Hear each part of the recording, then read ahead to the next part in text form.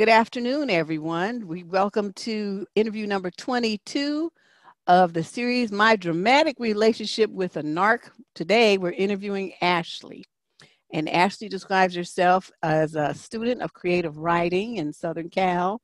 She's in her early 40s, no children, never been married, and has the experience of living with a narc for 2 years. I'm going to bring her on so she can tell you in more detail about how that went and how she happened to find this strapping young lad. Hey, Ash.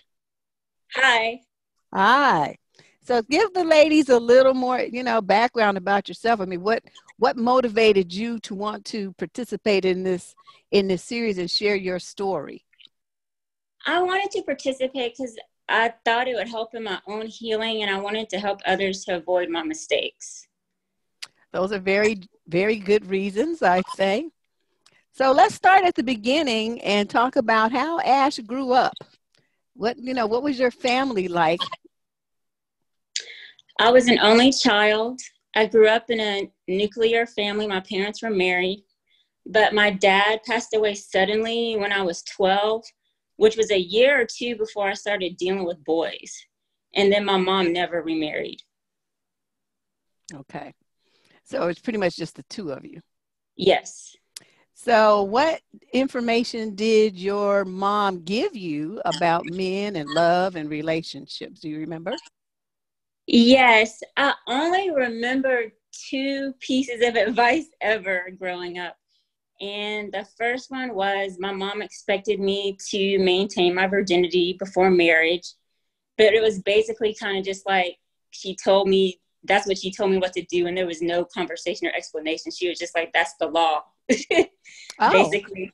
I mean, yeah. And then there was another moment where she told me that you have to let a man miss you. So those are her 2 pieces of advice. That's it.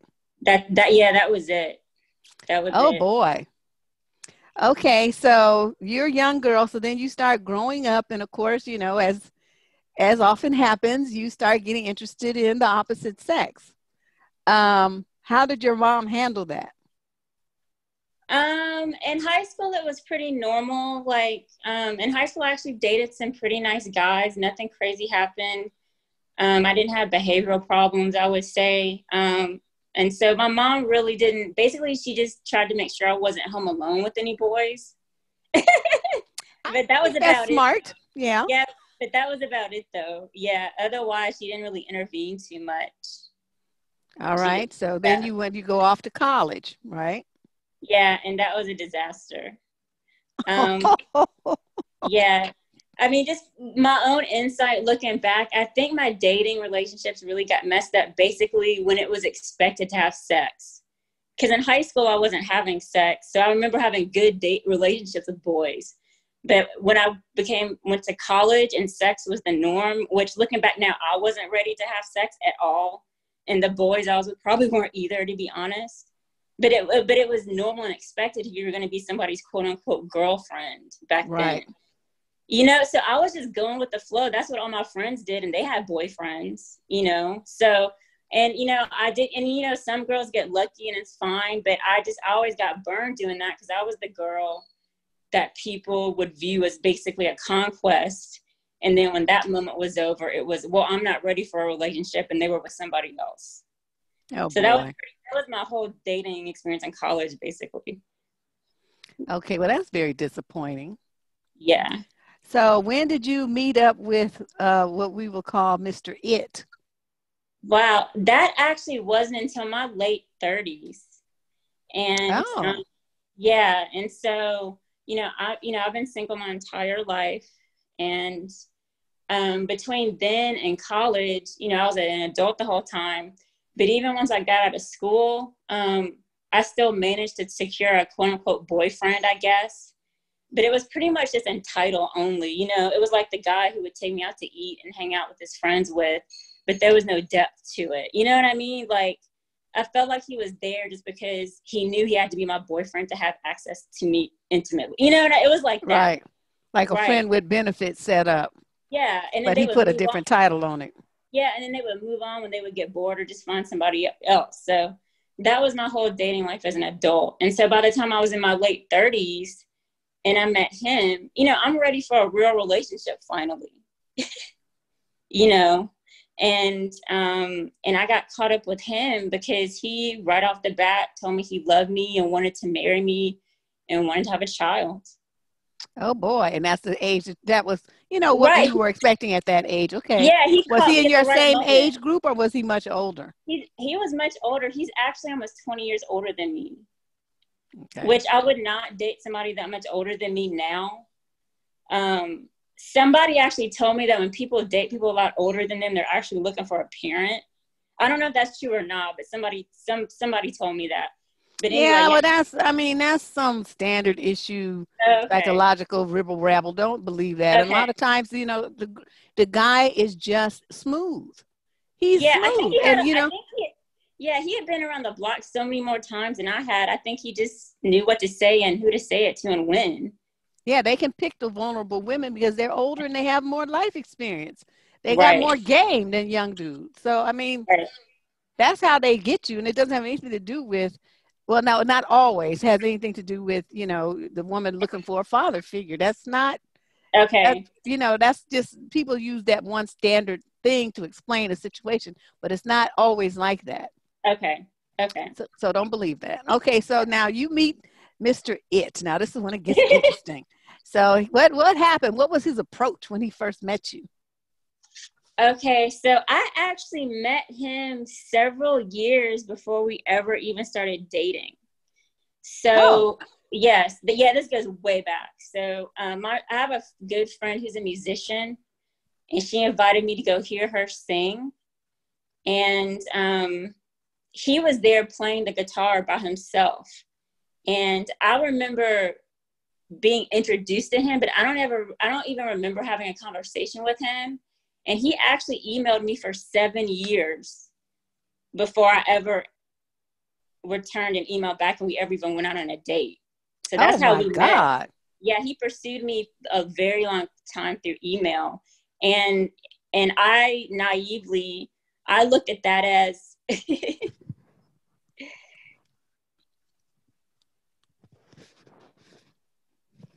yeah, so basically I just looked at that as he thought I was special and we had some big connection because he emailed me for that long, but that's how we really met. And then he found me on LinkedIn, and then we just started emailing back and forth, and then we went out on a date. And okay, so this is 7 years later. Yeah. And so anyway, we went out on a date, and basically what hooked me is, I'll just call it a love bomb. I moved in with him a month and a half after the first date. Yeah. Ooh, Ashley. Yes. And that's one of the reasons why I picked up on that this was a narc, because that seemed to be a common. But he put on the love so strong, like, I want to marry you, I'm in love with you. We had decided we wanted a little girl when we had picked out a name and everything. And plus, too, when he met me, I was living by myself in a studio apartment. I mean, it was cute, but, you know, and he's like living in this nice house in the suburbs, offering me a future. So, like, that's how I got hooked in. And so I moved in with him a month and a half later after our first date. Well, I mean, yeah, but you had been kind of dealing with him for 7 years, so yeah, it's not like he's a complete stranger. That's right. True. And yeah, so I don't know if you want me to continue, but well, yeah, because I wanted to know. Okay, so now you move in. So what happens? Okay, so he has 2 baby mamas. One child is out of state, and one of the child is local. And I remember when we were just dating, first of all, his child was never home when we were dating. And then he presented it like, oh, well, he goes to his mom's house on Thursday, Friday, and he's here Wednesday or whatever it was. Oh, so they had shared custody. Right. So I'm thinking it's just like a normal setup. He's just kind of between both houses. I might see him a couple days a week. And plus, you know, children, you just assume live with their mother. So anyway, but once I moved in, I realized, oh no, his son lives with him. And he just kind of sees his mom, whatever, and actually does not get along with her. So there was like a lot of familial drama that I didn't know about until I moved in. And he basically, the bulk of the child care and everything fell on him, which indirectly fell on me once I moved in. Oh, that's why he wanted you there. So Exactly. how old was this child? A teenager. He was 14 when we met and was 16 by the time I finally moved out. But his behavior the whole time was, I mean, it was what it was. So yeah. He wanted me to move in on purpose, probably just to help with his son. Mm-hmm. Okay, Yeah. so you find all this out. And Right. What other tricks was Mr. It pulling? So once I moved in, he tried to tie me up on a phone plan with him and his son. And that's when I found out his credit was really bad. His credit was bad. He didn't own the house he was renting, which it doesn't necessarily mean anything, but it was just more information I was discovering. Mm-hmm. I found out he owed at least 3 people large sums of money. The IRS, actually, he started getting letters from the IRS almost every day. And then somebody from the IRS actually stopped by unannounced. And I didn't even think they did that. And so it was just basically his financial situation. I saw how dire it really was. And then just on down the line, that's a later part of the story, he started asking me for money over and over again. So, but despite all this, for the first whole 7 months that I lived there, we didn't have any arguments. We didn't fight or disagree at all. And I just took that as, oh, we must be a really good couple. But looking back now, the fact that we went that long without any squabbling or anything, like he was just being fake, basically. Mm-hmm. You know He what I was mean? biding his time. Right, exactly. And so we went a whole 7 months, which was great. So I'm thinking we're really going to get married. Because we're looking at rings, and just the way he was treating me in front of his friends whilst I'm living there. I was getting along with his son at that point. And plus, because of my age and the fact that he was even older than me, I thought basically that I was just on track, as far as life goes. So I was just kind of going with it. So we went on vacation with his children. It was his idea. I didn't ask to go, and his kids didn't even ask to go. But for whatever reason, he really wanted to go on this vacation, even though he knew he couldn't afford it, okay? And so we weren't even out of the airport before he started asking me for money, right? And so, like, can you pay for this? Can you get that? Can you get this? Can you get that? Can you get this? Can you get that? And I'm like, okay. So we finally get there, and I was menstruating at the time. I just happened to be menstruating, so we weren't being intimate anyway. We were literally just like watching movies and taking naps and going swimming and stuff. Like we weren't, and so we weren't being intimate anyway. And it just so happened while we were there, due to an unexpected communication that I received, I found out he had contracted an STD and was trying to hide it. No. Yes, he was trying to hide it. Yeah. And so, I'm very upset. I'm sitting here supposed to be on vacation. And so like I confronted him about it. And basically he was like, well, I don't want to talk about it right now because we need to be having fun for the kids. So he just completely dismissed it and swept it under the rug and tried to act like it wasn't even a big deal. Oh my God, what a scumbucket. I know. So, we get back home, and again, I'm thinking this is the man that I'm going to marry, right?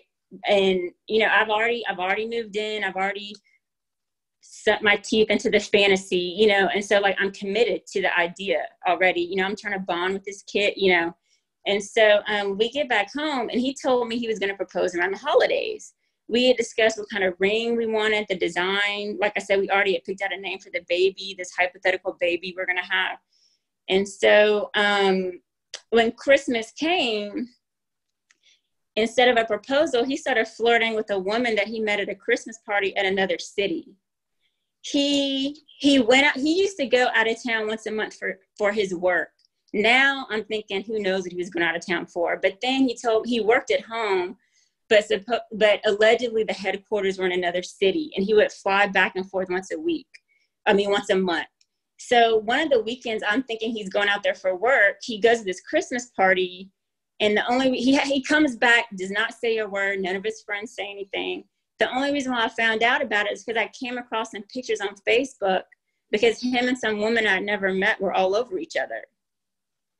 And this continued out throughout our whole relationship. I ended up getting off of Facebook because of it, because it was just too much drama. He was just all over this woman and whoever. Anyway, so that's what I got instead of an engagement. So, Woo! Right. But he still didn't say that he didn't want so anyway, he basically played off the pictures like, people try to make you feel immature over that type of stuff. Like, you're going to trip over some pictures on Facebook. And you know how people try to look stupid for even bring it up. And it kind of works because you're like, oh yeah, do I really want to argue over Facebook? But it was a violation, So anyway. Yes, you're not arguing over Facebook. You're arguing over what the picture is showing you and representing and its impact on your life. Right. It's not about whether it's on Facebook, Hotmail, Gmail, came in the mail. You're right. You know what I mean? But they try to twist the facts to distract you from what you saw, make you feel like what you saw and what you're feeling is invalid, that you're the one that's wrong. Right. But he's still trying to ensure me that, he loves me. We're going to be together. And that's just a friend, quote unquote friend or whatever. So my birthday was like 3 or 4 weeks after that. And I'm still thinking things are normal. And he planned a trip to Vegas. Again, a trip that I didn't want, but he, for whatever reason, wanted to go. So this is supposed to be for your birthday? For my birthday, allegedly, yes. Okay. So we go out there for my birthday. So the night that we get there, I don't know if this is intentional or not, but him and his son's mother, because he had to go over there because we were going to Vegas. Him and his son's mother got into some huge argument. And so he had to get on the phone and mediate between them for I don't know how long. And then after that, he asked to borrow some more money. And so fast forward, I was just like, I'm like, this is just like when we went on vacation, you borrow money again and blah, blah, blah, blah. But he still wanted to borrow it, and I still gave it to him. So, I'm still just trying to have a good time. Like, okay, it's my birthday weekend. Let's just have some drinks or whatever. And so I don't think he took one picture of us together. We spent 2 or 3 days going out, eating out, trying to have a nice time, probably on my money that I just gave him. But anyway. And so he's taking all these pictures of me, but I think the picture, looking back, I think they were only pictures of me. And so when we go back into town, he posts on Facebook these 3 pictures of just me alone standing against a wall in Las Vegas. And all it says is, happy birthday, Ronnie. And his mother posted underneath, you need to find somebody you love who loves you. Oh. In front of everybody. Yeah. In front of like whoever just looks at Facebook and see that. And I was just like, oh, wow. So Valentine's Day was 2 weeks after that. And he didn't get me anything or plan anything, of course. He would have had to borrow some more money. Exactly. I know. I'm making jokes, but this guy is just a piece of work. Oh my God. And so the next holiday, and I heard that narcs are notorious for messing up holidays. Mm-hmm. So the next holiday that came around was Mother's Day, a cherished holiday amongst many people. On Mother's Day, remember, I moved in with this man on the contingency that we had a future. Okay. So on Mother's Day, he told me he changed his mind about the baby and is having a vasectomy. And he asked me to give him a ride to the doctor's office. The vasectomy was the next day, the very next day. Oh, boy. Yeah.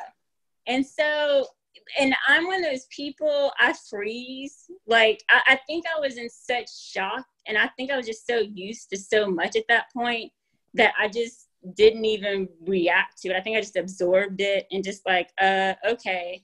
Like, it was just kind of confusion at that point. And so I drove him to the doctor's office. And to be honest, I don't know if he got a vasectomy or not. I drove him there. He talked to somebody at the front desk, walked to the back. I think he was back there for like 45 minutes and then came out, and that was it. So I don't know if that was for show or what he did back there, but supposedly no one wanted this baby, and he told me and he let me know that by telling me he was going to have a vasectomy on Mother's Day. So, things started like, devolving pretty quickly. He started talking about me really bad. I would walk into rooms in the house, he'd be on the phone, he would get off. His son started being really disrespectful all the time, wouldn't correct him. He, just let him be rude and all this kind of stuff. And so the last straw was we were having some guests over, and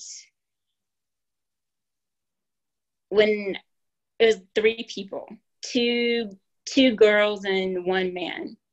And when they were getting ready to leave, I was in the back of the house while he was in the front of the house walking them out. And so even though I'm in the back, I can hear everything that they're saying. And so as he's walking them out of the house, I hear him extend an invitation to one of the females that was not appropriate. And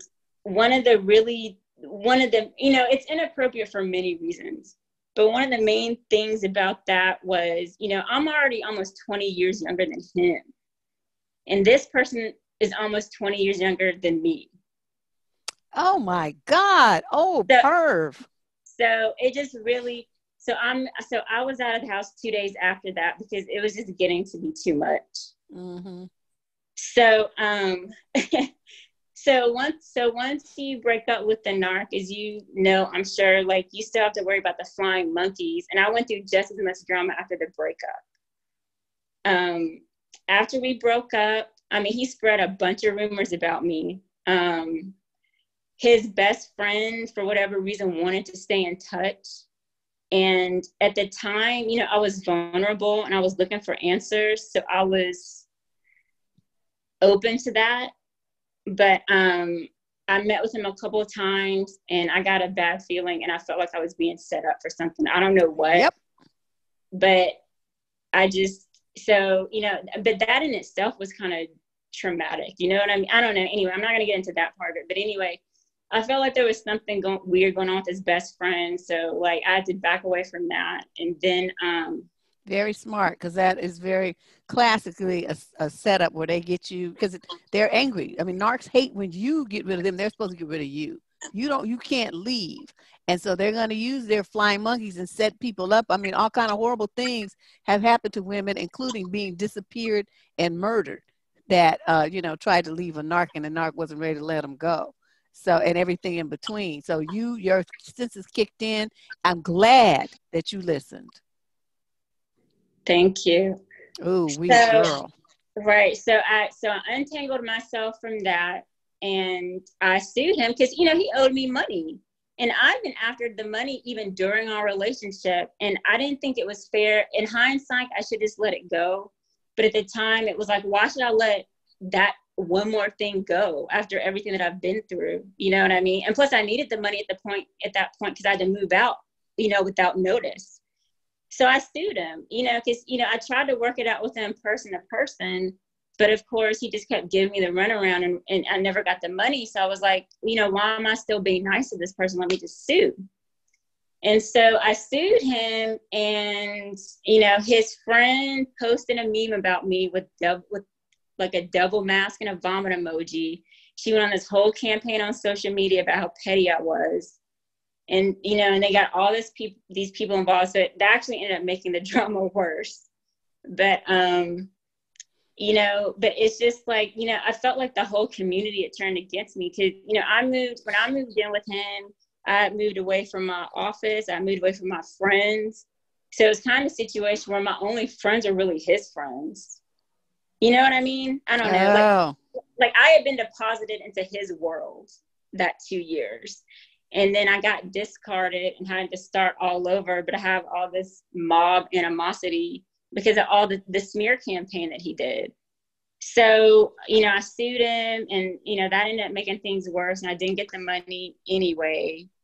And then his ex-girlfriend contacted me.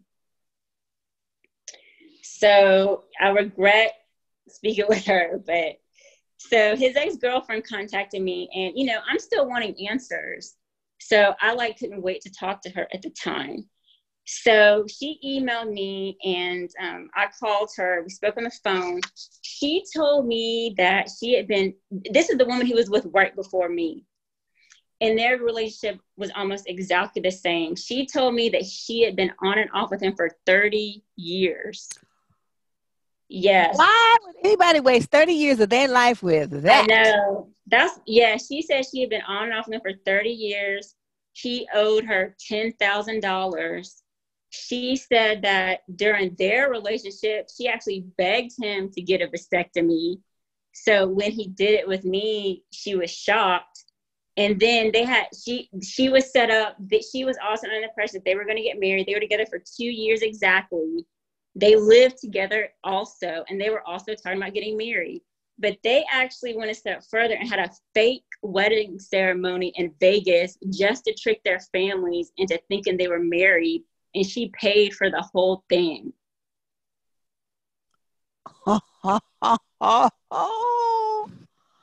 Wow. I wonder what she was thinking. And then she also made a point to tell me that he was going around telling people he was never going to marry me, and he never wanted to have a baby with me either. So she's telling you all of this. Right. No, I know. That's the thing. It's like, I don't know what to make of it, because some people are like, well, you don't know what her whole angle is and blah, blah, blah. But from my experience, I'm sure a lot of what she's saying is true as far as her relationship with him anyway. Well, what I mean is, okay, now that they broke up and you've been off and on with dude for 30 years. This young lady's out the picture. Why are you contacting her now? See, that's the part that's bothering me. It's right. Like, if she's going to call herself, quote, warning you, then this call should have taken place 2 years earlier when you first got in the mix, not when you already left. Exactly. So see, that's what's perplexing to me. That's what I'm thinking. He has something to do with it. But anyway, okay, so go on. This is very interesting. No, right. No, I'm sure they're still until after 30 years. I doubt she but anyway, but it was just one more thing that was just like, I've just really got to back away from this with my entire being. And I just have taken steps to avoid any contact with anybody that's ever even known him. It just seemed like it was like this spreading cesspool or something. Like, you know what I mean? Just all these people were getting involved, and it was just like, and then also I found out he didn't graduate from college. He has on his resume and the way he presents himself, and he's very big in conversation saying that he went to such and such school. But after I moved in with him, I found out he went, but he didn't graduate. Oh, so he didn't really lie, but he kind of embellished a little. Okay, maybe okay. But anyway, but to me, that's a big thing when you're talking about a future with someone. Like, I don't know. It was it was just a one lie in a big ball of lies. So, I mean, that's pretty much, I'm sure there's things I'm forgetting. There were so many things, but I think those are the highlights, if you want to call them that. So how long is he still bothering you now, or is it this finally wind down? No, I think once I sued him, he realized he probably couldn't get anything else out of me. And I think he was done. Okay. Yeah.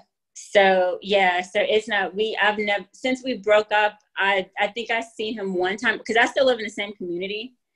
So since we broke up, and we broke up 3 years ago, actually, but since then I've only seen him one time, and which is pretty good, I think. But it was interesting because I just had surgery and I was on crutches. And so I'm hobbling out of the grocery store, trying to hold my groceries and like get myself in my car. He passes by me Nothing. No, what happened? How are you? Are you okay? Nothing. It was like we didn't even know each other. And I was like, that's him. So yeah, he's leaving me alone for sure. Okay. Well, that's good. Yeah, that's good. I'm not mad at that. It's like, go No, on with your bad self. yeah. Ew. Okay, so now we come to the part where you issue your warnings. The red flags that you now, in retrospect, know were signs that you should have made a U-turn away from this fool. Please share those with us. Okay. Number 1, don't loan a man money. And if he asks for money, break up with him. That's what I'm saying. Number 2, break up with a guy if he has female friends or online friends you've never met or he will not introduce you to. Number 3, if a man tells you he has been to college, you have to ask if he graduated. Number 4, do not waste your time on anyone that has more than one baby mama. I actually testify. I actually read this in a dating book a really long time ago. And if I just followed that one piece of advice, that one sentence, I would have avoided this whole thing. So that's my advice. Okay. Now, what if you, like, say you're already in the relationship, right? Yes. And so say someone's, they're already in it because they got love bombed and they're already there with all these promises and dreams and hopes and wishes, fulfilled by the narc, or alleged to gonna be fulfilled by the narc. So now the woman's, like in love and stuff.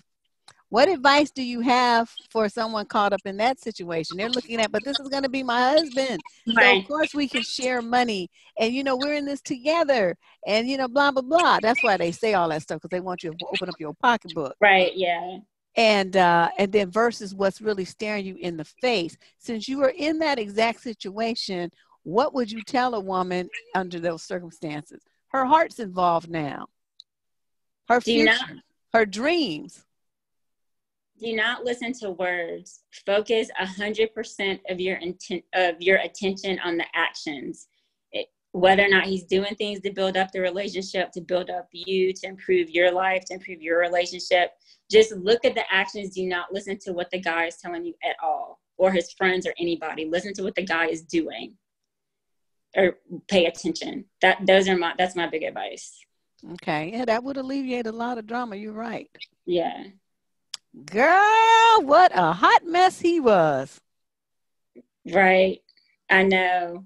I can't believe, and I thought dating would get easier as I got older, but it's like, it's just more complicated game. Like, yeah, but he's a narc though, for sure. Like, once I did the research, I felt like it was like every category. Like a checklist. Yeah, I just couldn't believe it. And just now, it just seems like it's pretty prevalent. I mean, so many people have stories. So it's unreal. As you see, this is just one channel. You number 22, and like I said, I have 10 more women booked for the end of the month. And so, and then you magnify that as a percentage of the population. We're talking about millions of women impacted by these narky dudes. I'm like, this is kind of ick. So I think these warnings that you ladies are issuing are very powerful statements to, make women understand they're A, not alone, and B, watch out for these guys because they're everywhere. They wear all kind of masks. No, yeah, I just want to add, this person presents himself very well, articulate, very smart, good-looking guy. So the presentation, just because the guy is a clean-cut guy and he knows how to present himself, you still have to slowly get to know people. And then, and slowly is the key, because narcs are good at camouflaging. Yes. So they will become whatever they need to be, like a chameleon, whatever they need to be to get you. And, when women get too caught up in the romance of it, it's over. Right. I'm to the point now, if somebody's charming, I'm actually not, I don't want to say it scares me, You know what I mean? I'm actually just kind of like, okay, like, let me just like go slow with this person. Like, you know, you just have to beware of charm a lot of times. Yeah, they just be a little bit too smooth, too sweet. Everything's a Yeah, little bit too perfect. Because, you know, right, real men mess up and they say stupid stuff. And I mean, they don't really mean it, but it is going to be something that's going to make you go, oh my God, really? But, you know, right. it's harmless, but it makes you roll your eyes. That's what I find real guys do. Even when they are smart and all that stuff, they will do things that are just like, kind of like, oh Lord, please. But, you know, but it's not stuff that's hurtful and it's not like with an agenda like the narcs Malicious. do. Right. Yeah, he knew from the beginning. There was no. Yeah, I just feel completely set up from the beginning. I mean, it doesn't feel like it's one thing. Relationships. It's one thing to get into a relationship and with an open heart, and things just don't work out. But this just didn't feel like that. It didn't feel like things just didn't work out. The whole thing just felt intentional. Oh yeah, girl, he hunted you for Yeah. 7 years. Right. And it's just, you know, and I looked at that like, oh, he must think I'm really special for me to be on his mind all this time. But he probably just emails multiple people every day, and it's just depends on who takes the bait. That's what I think now. And, you know, and I think he got a vasectomy and got into that relationship with me, maybe just to spite his ex, you know, Well, just, she's in off and on with him 30 years. I mean, she's probably only an ex for the next 10 minutes and then she back. yeah, I know. Yeah, I know. I know. I Girl, know. talking about being on a hamster wheel, just wasting your I life. I know. could I not know. imagine. I just can't. That's just too long. Oh, Right. I wouldn't And even want to look at myself for 30 years, let alone somebody else. it's frustrating because he actually has a lot of female friends. And I remember he's got this little clique of female friends. And then I just now noticed every time they would come out of town, they would come into town on a night where I would be at work. And it was just frustrating because it's like, you've got all these female friends. So these people have to know how you are if they've known you for this long. So how can they, I don't know, I just didn't understand how they can just let him keep mistreating people when they know how he is and they're women, but I don't know. Maybe they don't care because they, you know, they tipping with I mean, he's their side piece or something, and they That's have, true. you know, a relationship that, you know, so they don't have that kind of relationship with him where they care. That's true. You know what I Yeah, mean? that's They just, true. he's just there for fun, something to do. Right. I don't know. I just think with me, and a lot of people feel the same. It's like, how come nobody else sees how much of a jerk this person is? Like, that's how I felt the whole time. Like, how come no one is seeing this except for me? I feel like that's a common thing. Well, you got some good 2020 hindsight now into this. So you'll never, ever be involved Thanks. with anybody like that ever again. It's unfortunate, but, you know, I guess we all have to go through it one time. Yeah, Just so you see it firsthand and know. true.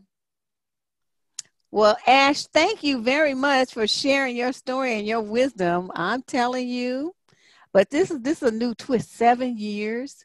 Dude was stalking you for 7 years to get his hooks into you. That is pretty amazing. He was relentless. He's like the Terminator. It's like, I'm gonna just keep coming. Dang.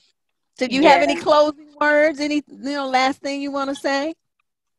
No, just take care of yourself and just you know, just get to know people like slowly. That's all. Okay. Well, I enjoyed interviewing you. Thank you very much for reaching out and participating in this very, very, very important programming. Uh, Girl. Thanks for Okay. having me. Yeah, and you enjoy the rest of your weekend. You too. Okay, Bye. I'll see you on the wall. Bye. Bye.